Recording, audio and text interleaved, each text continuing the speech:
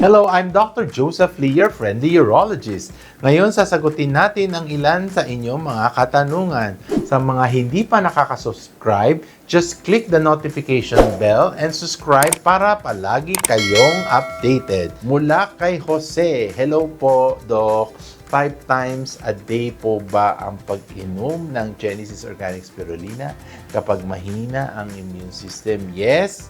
You can do that. Recommended 2 tablets per day, 1 in the morning, 1 in the evening, but you can increase it at a maximum of 8 tablets, 4 in the morning, 4 in the evening, or even maximum to 10, 5 in the evening, and 5 in the morning. Pwede yan, lalo na pag gusto mong lumakas ang immune system mo, or may nararamdaman kang parang hindi ka aya-aya sa katawan mo, no?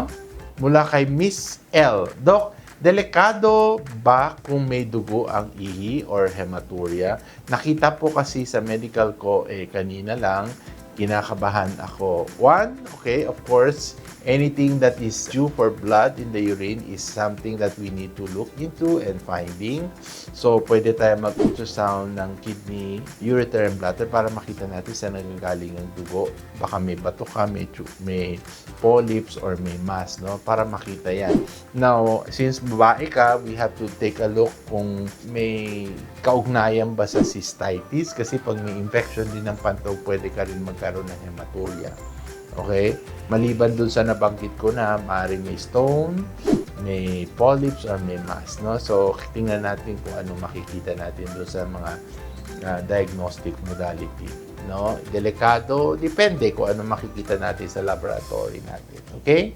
Mula kay Manang Charme, Doc, sana masagot.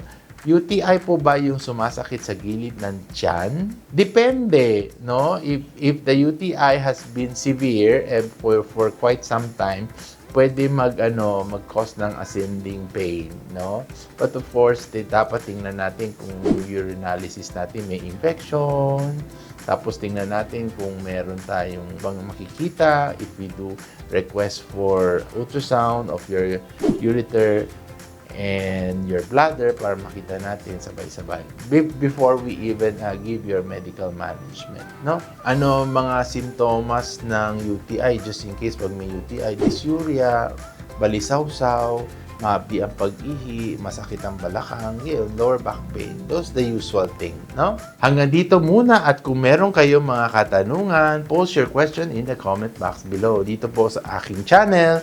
Tanong nyo, sagot ko. Muli ako po ang inyong Twilight-friendly urologist na si Dr. Joseph Lee, saying hello but never goodbye. Thank you for watching!